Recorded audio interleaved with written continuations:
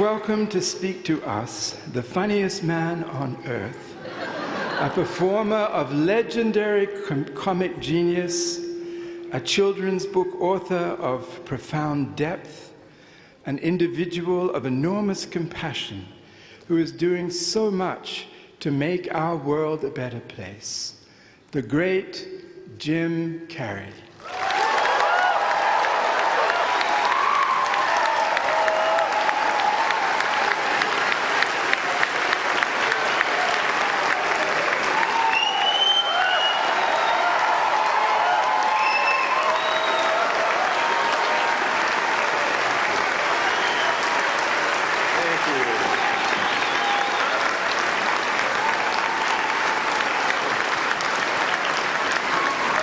Sitting down for?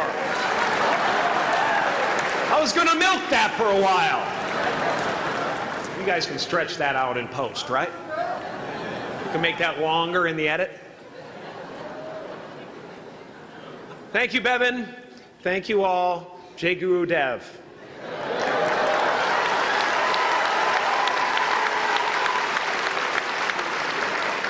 I brought one of my paintings to show you today.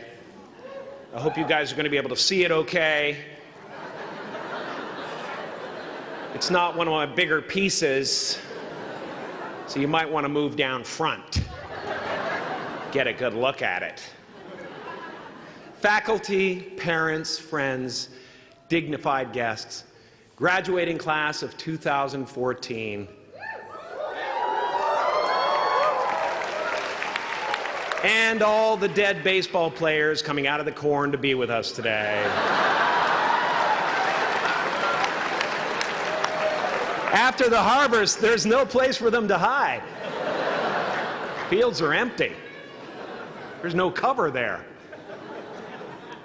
I'm here to plant a seed today, a seed that will inspire you to move forward in life with enthusiastic hearts and a clear sense of wholeness. The question is, will that seed have a chance to take root, or will I be sued by Monsanto and forced to use their seed?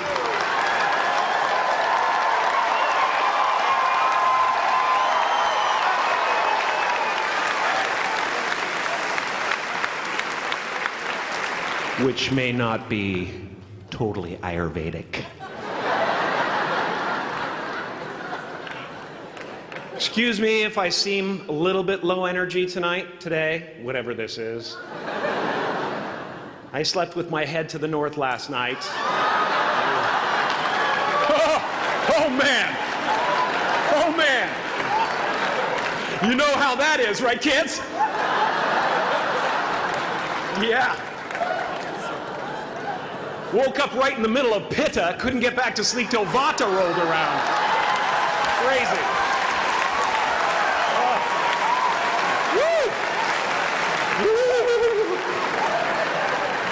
But I didn't freak out, you know. I used that time to eat a large meal. Connect with someone special on Tinder. Because life doesn't happen to you, it happens for you. How do I know this? I don't, but I'm making sound, and that's the important thing. That's what I'm here to do.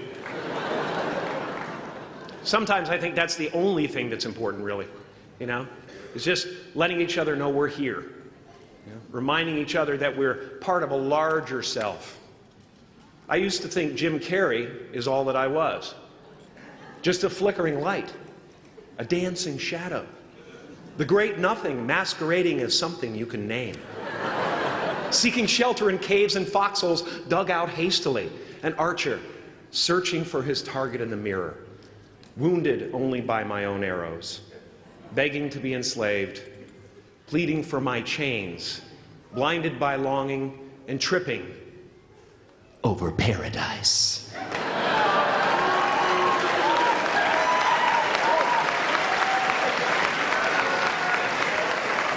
Can I get an amen? You didn't think I could be serious, did you? I don't think you understand who you're dealing with. I have no limits.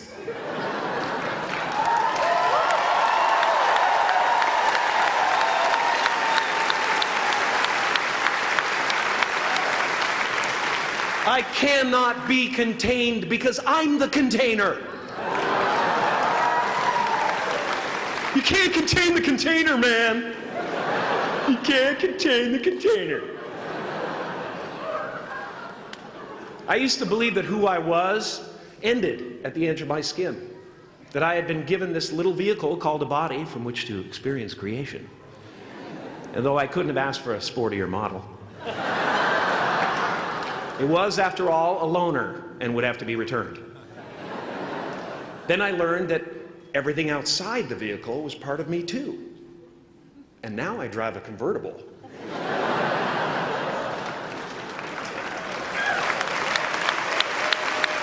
Yeah, man. Top down, wind of my hair. Woo! I am elated and truly excited to be present and fully connected to you at this important moment in your journey. I hope you're ready to open the roof and take it all in. Okay, 4 more years then. They're obviously not ready. Just need some more cooking. Now, I want to thank the trustees, the administrators, the faculty of MUM for creating an institution worthy of Maharishi's ideals of education, a place that teaches knowledge and experience, the knowledge and experience necessary to be productive in life, as well as enabling the students through transcendental meditation and ancient Vedic knowledge to slack off twice a day for an hour and a half.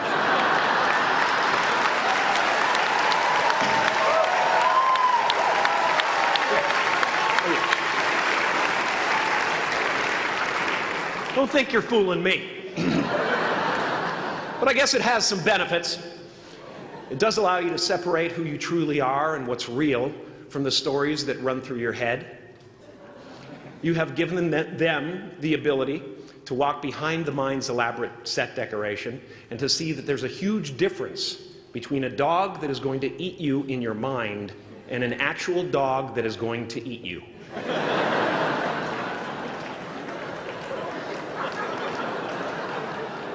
That may sound like no big deal, but many never learn that distinction.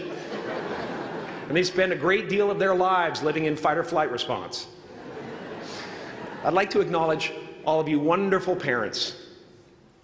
Way to go. What a fantastic job you've done.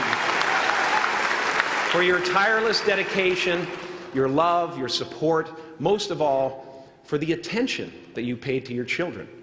I have a saying, beware the unloved, because they will eventually hurt themselves or me.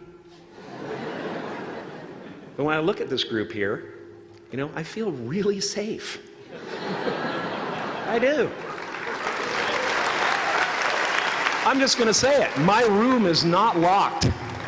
My room is not locked. No doubt some of you will turn out to be crooks.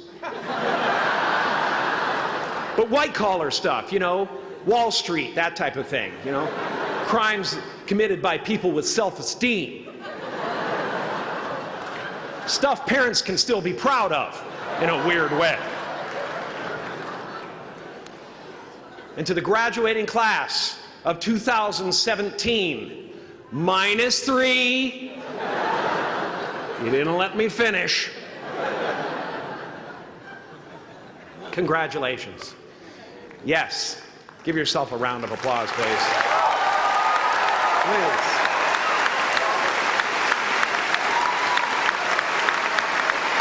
Yeah.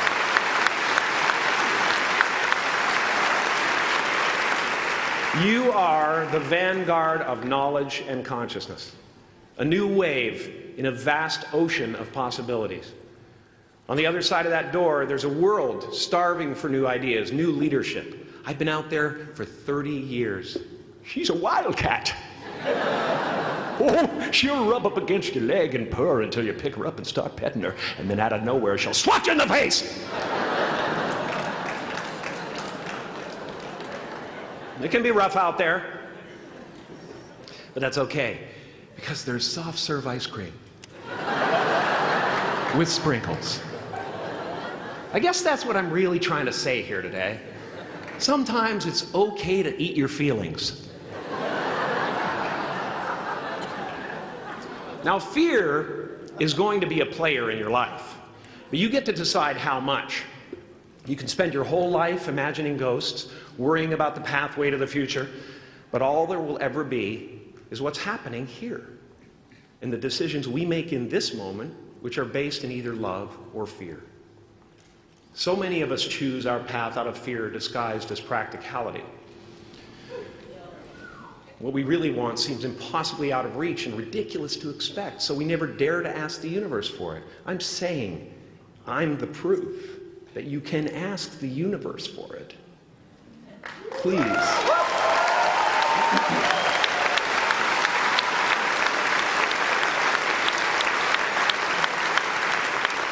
And if it doesn't happen for you right away, it's only because the universe is so busy fulfilling my order.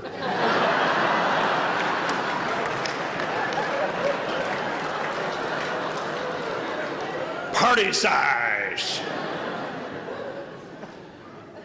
My father could have been a great comedian, but he didn't believe that that was possible for him. And so he made a conservative choice. Instead, he got a safe job as an accountant. And when I was 12 years old, he was let go from that safe job. And our family had to do whatever we could to survive. I learned many great lessons from my father, not the least of which was that you can fail at what you don't want. So you might as well take a chance on doing what you love.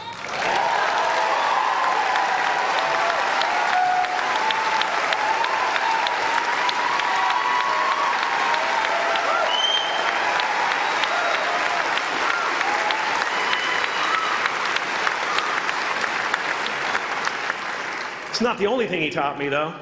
You know, I watched the effect of my father's love and humor and how it altered the world around me. And I thought, that's something to do. That's something worth my time.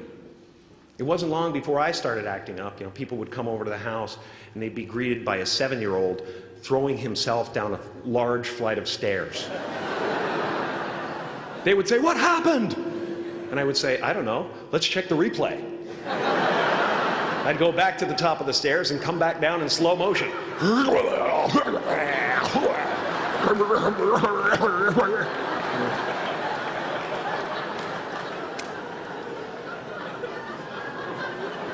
It was a very strange household. My father used to brag that I wasn't a ham, I was the whole pig. And he treated my talent as if it was his second chance. When I was about 28, after a decade as a professional comedian, I realized one night in LA that the purpose of my life had always been to free people from concern, just like my dad. And when I realized this, I dubbed my new devotion the Church of Freedom from Concern. The Church of FFC.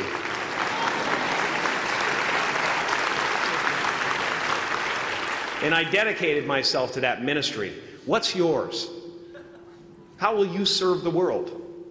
What do they need that your talent can provide? That's all you have to figure out. As someone who's done what you're about to go and do, I can tell you from experience, the effect you have on others is the most valuable currency there is.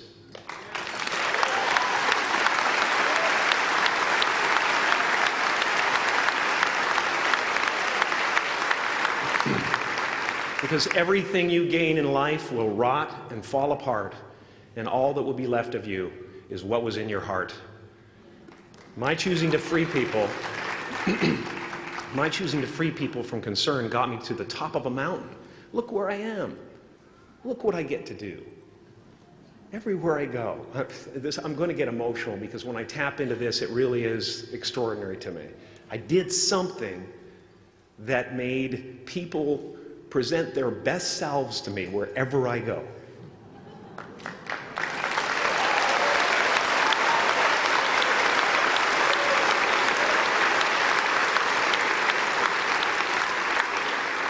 I am at the top of the mountain, and I was, and the only one I hadn't freed was myself, and that's when my search for identity deepened. I wondered who I'd be without my fame. Who would I be if I said things that people didn't want to hear? Or if I defied their expectations of me? What if I showed up to the party without my Mardi Gras mask and refused to flash my breasts for a handful of beads? I'll give you a moment to wipe that image out of your mind. But you guys are so ahead of the game. You already know who you are. And that peace that we're after lies somewhere beyond personality, beyond the perception of others, beyond invention and disguise, even beyond effort itself. You can join the game, fight the wars, play with form all you want, but to find real peace, you have to let the armor go. Your need for acceptance can make you invisible in this world. Don't let anything stand in the way of the light that shines through this form. Risk being seen in all of your glory.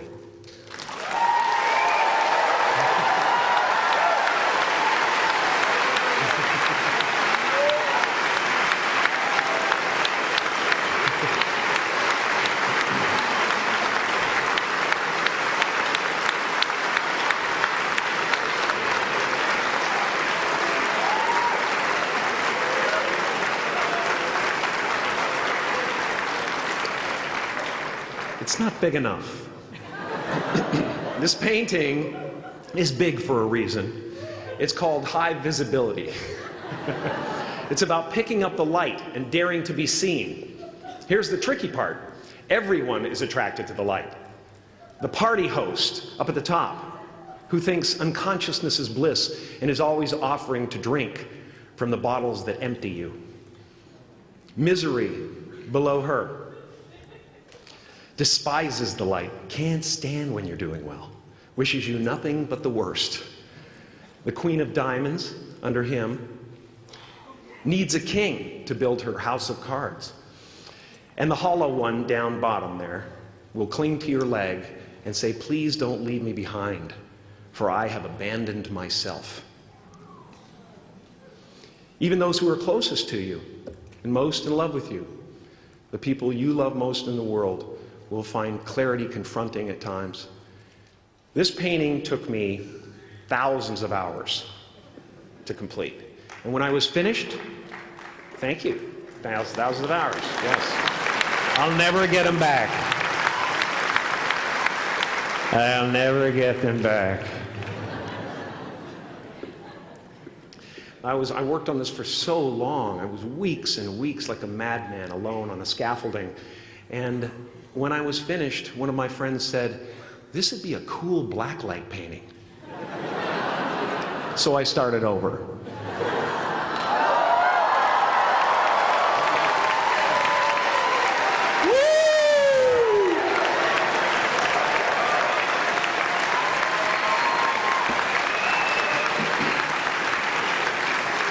Welcome to Burning Man.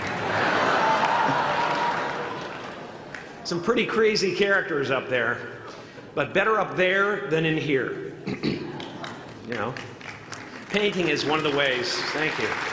Painting is one of the ways I free myself from concern, a way to stop the world through total mental, spiritual, and physical involvement. But even with that comes a feeling of divine dissatisfaction, because ultimately, we're not the avatars we create. We're not the pictures on the film stock. We are the light that shines through. All else is just smoke and mirrors, distracting, but not truly compelling. I've often said that I wished people could realize all their dreams and wealth and fame, and so that they could see that it's not where you're going to find your sense of completion. Like many of you, I was concerned about going out into the world and doing something bigger than myself, until someone smarter than myself made me realize that there is nothing bigger than myself.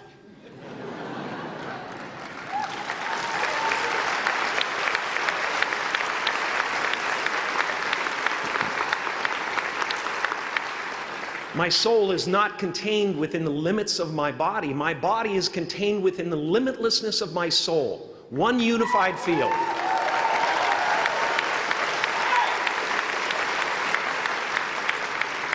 One unified field of nothing, dancing for no particular reason, except maybe to comfort and entertain itself.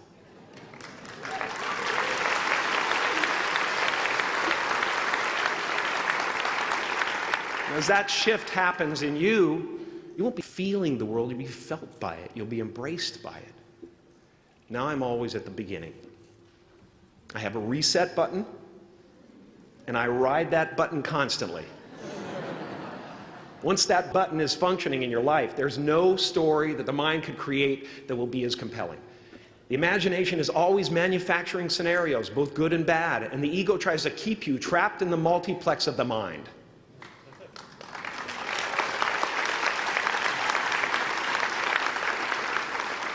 Our eyes are not viewers, they're also projectors that are running a second story over the picture that we see in front of us all the time.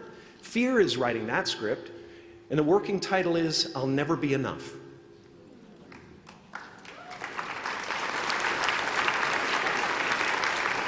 Now you're going to look at a person like me and say, how could we ever hope to reach those kind of heights, Jim?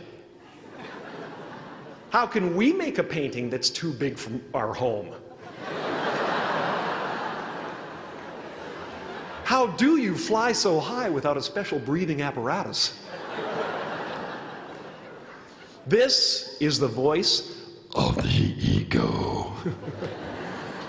And if you listen to it, there will always be someone who's doing better than you. No matter what you gain, ego will not let you rest. It will tell you that you cannot stop until you've left an indelible mark on the earth, until you've achieved immortality. How tricky is this ego that it would tempt us with the promise of something we already possess?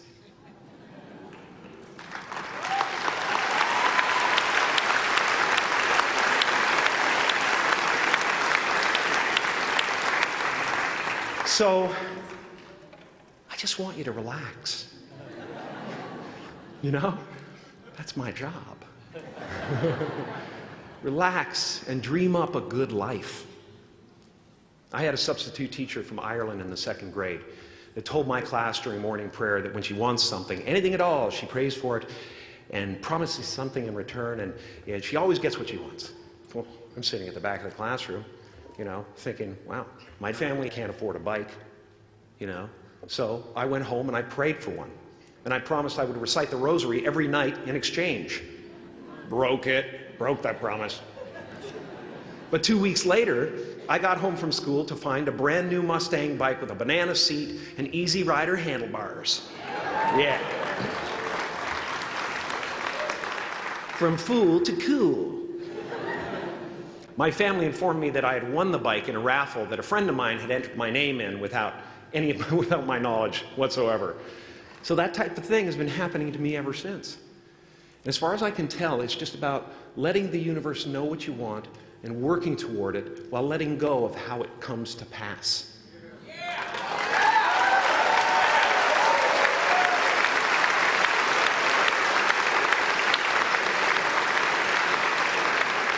Your job is not to figure out how it's going to happen for you, but to open the door in your head. And when the door opens in real life, just walk through it.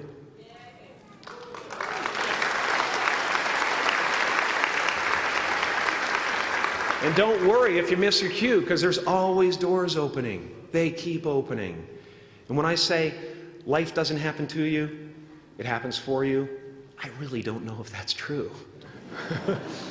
I'm just making a conscious choice to perceive challenges as something beneficial so that I can deal with them in the most productive way. You'll come up with your own style. That's part of the fun. Oh, and why not take a chance on faith as well?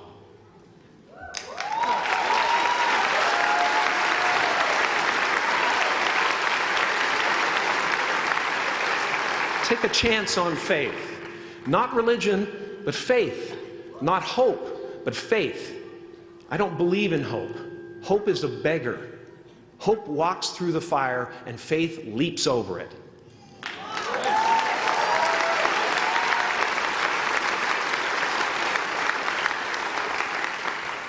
You are ready and able to do beautiful things in this world. And after you walk through those doors today, You will only ever have two choices, love or fear. Choose love, and don't ever let fear turn you against your playful heart. Thank you so much. I'm so honored.